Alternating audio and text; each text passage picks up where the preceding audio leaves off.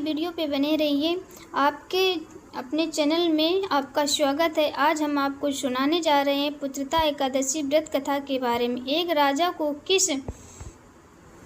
किस प्रकार अपने पूर्व जन्मों के कारण पुत्रहीन होना पड़ा और कैसे उन्हें पुत्र रत्न की प्राप्ति की। इस सामन पुत्रता एकादशी द्वारा पूरी कहानी जानने के लिए बने रहिए वीडियो के अंत तक। पूरी कहानी को अवश्य सुनिए और वीडियो को अंत में लाइक, शेयर और कमेंट आप लोग जरूर करिए। जीवन की एक और परेशानी का हल आज की सलाह में। सबसे पहले हम भगवान विष्णु को भगवान नारायण का ध्यान करते हुए उनको नमन करते हुए वीडियो को शुरू करेंगे और ओम नमो भगवताय वासुदेवाय नमः को पुत्र एकादशी का व्रत दोस्त वर्ष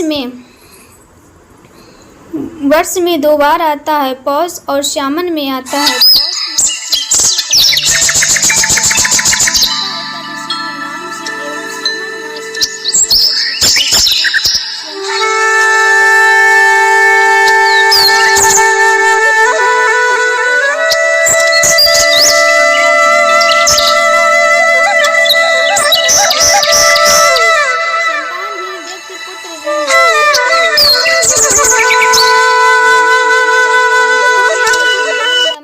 व्रत को करके इस कथा को सुनकर अपनी मनोकामना को पूर्ण कर सकता है। निसंदेह दंपति इस व्रत कथा को अवश्य सुननी चाहिए। मैं जो आपको सुना रही हूँ ये एकादशी व्रत की पौराणिक कथा है।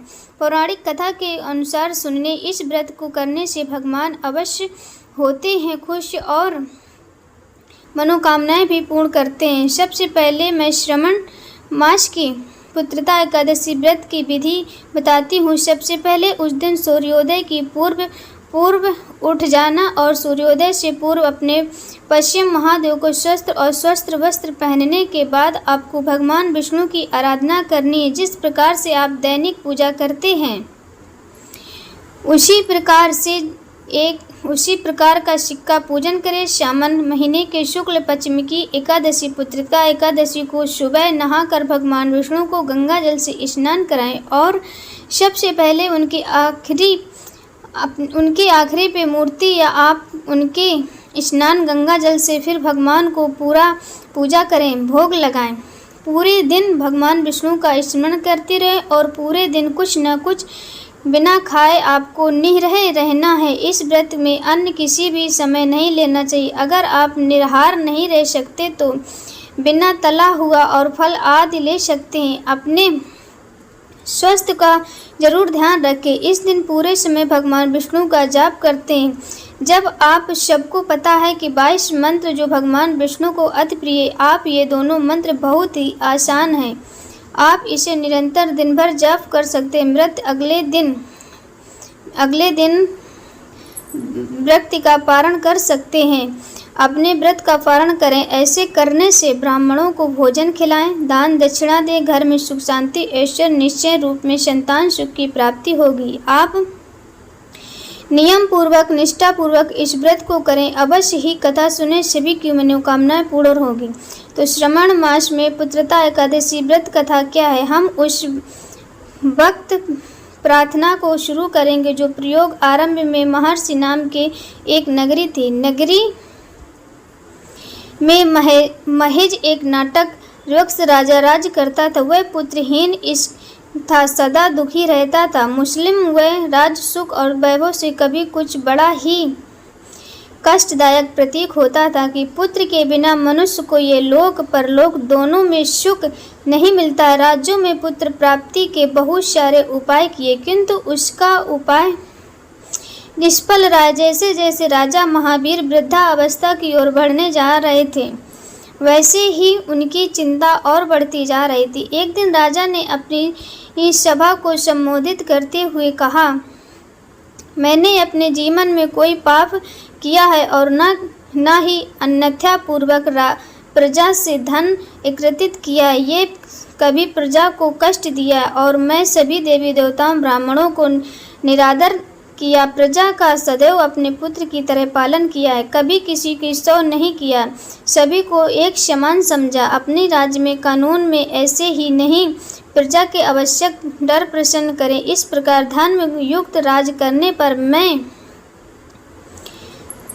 मैं कभी पीछे नहीं हटा। इसका क्या कारण है, मेरी समझ में नहीं आ रहा। आप इस पर विचार करें कि इसका क्या कारण है और क्या इस जीवन में मैं इस कष्ट से मुक्ति पाऊंगा। राजा ने अपने सूबे संसदारों से इन बारे में विचार करके परामर्श किया, क्योंकि वे बहुत ही चिंतित थे अपने वंश को लेकर। आगे इस बात की चिंता उनको और बढ़ती जा रही थी।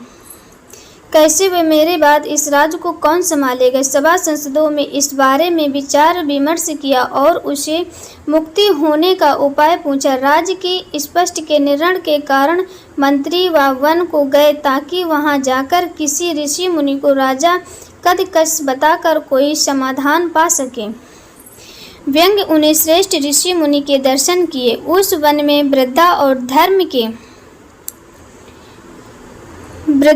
धर्म के अज्ञाता महर्षि लोमस भी रहते थे। वे सभी जन महर्षि लोमस के पास गए, उन लोगों को दंडवत प्रणाम किया, उनके सम्मुख बैठ गए। महर्षि के दर्शन को बड़ी चिंता हुई और उन्हें महर्षि से प्रार्थना की, हमारे भाग्य हम आपके दर्शनों का सौभाग्य प्राप्त हुआ है। महर्षि आमधन हो गए। मंत्री की बात सुनकर लोगों ने कहा कि ये आप लोगों को विनम्रता और सदैव व्यवहार से अति प्रसन्न। आप मुझे अपने आने का प्रयोजन कहिए। आपके कार्य को अपने समर्थन के अनुसार अवश्य ही करूँगा, क्योंकि हमारा शरीर ही परोपकार के लिए बना है। लोमेश ऋषि शंकर मंत्री ने कहा कि ऋषिवर आप हम पर घड़ी की ज़्यादा सी समस्या है। आप हमारे सैनिकों से दूर कीजिए। महर्षि हमारे महाराज मैजन बड़े धर्मात्मा, प्रज्वलित और प्रजा का अपने पुत्र के समान अति धर्मानुसार पालन करते हैं, किंतु फिर भी उनके पुत्र महामुनि इससे अत्यंत दुखी भय।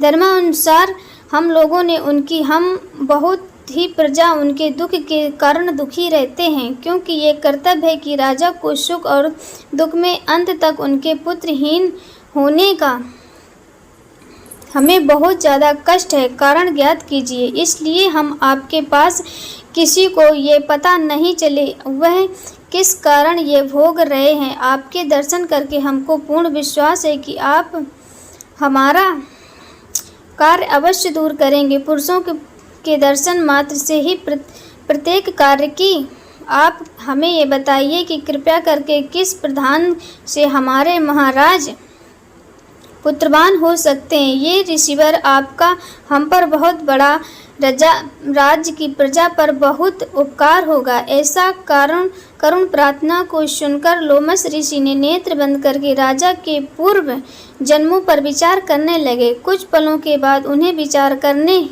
के कहा कि हे भद्रजनों, ये राजा पिछले जन्म में अत्यंत उदार था, बुरे कर्म किया करता था। उसके जन्म में ये कुछ जन्म एक गांव के दूसरे गांव को घुमा करता था।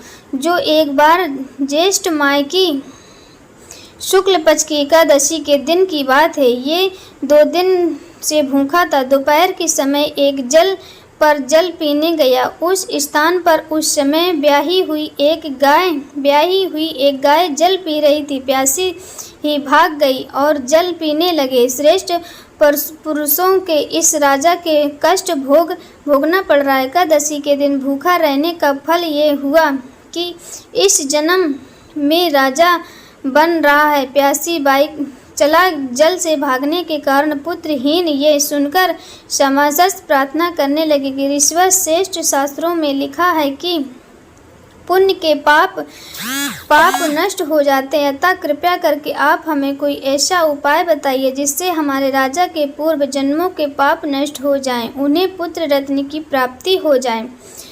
संसदों प्रार्थना के सुनकर लोमस ऋषि ने कहा कि श्रेष्ठ पुरुषों, आज तुम सब की कुशल पक्ष के पुत्रता एकादशी का व्रत और रात्रि जागरण करो। उस व्रत का फल राज्य के नियमानुसार तुम्हारे राजा को ये पुत्र उत्पन्न होगा। राजा के सभी कष्टों को नाश हो जाएगा। इस उपाय को जानकर मंत्री सहित सभी महर्षि को कोट कोट धन्यवाद किया तथा उनका आशीर्वाद लेकर अपने राज्य में लौट आए।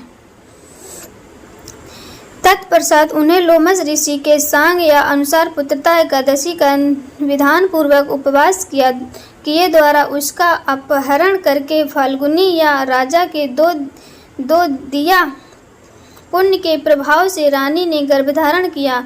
उन्हें मां के पश्चात एक तेजस्वी पुत्र को जन्म दिया। भगवान विष्णु ने उनकी प्रार्थना स्वीकार करके उनको पुत्र की प्राप्ति की। और आज के सामने मैं आपको बताने वाली हूँ आज की सिद्धि और सलाह। आज की तरह से लोगों को सिद्ध होना होगा कि लाभकारी आज की सलाह में क्या लाभ होने वाला है। पुत्रता एकादशी से घर के आजकल सभी के घर में जलाएं झंझट इगल रहती हैं बहुत और नकारात्मक ऊर्जा। पशु नकारात्मक ऊर्जा को मिटाने के लिए मैं आपको ये उपाय बता रही हूँ। घर में आपको करना है नकारात्मक ऊर्जा मिटाने के लिए घर में हर अमावस्या के दिन अथवा हर 15 दिन में खड़ा 1 लीटर पानी 50 ग्राम खड़ा नमक डालकर आपको पोछा लगाना। जब वह थोड़ी ही मात्रा में रह जाए तो आप उसमें प्रतिदिन लगाएं। बहुत अगर आप न लगा पाए तो सप्ताह में 1 बार करें। आप इस प्रकार से कर सकते हैं। हर अमावस्या के दिन करें। नमक डालकर पोछा जरूर लगा जिससे नेगेटिव ऊर्जा और वह चली जाएगी। आप हर खड़े नमक के स्थान पर गौ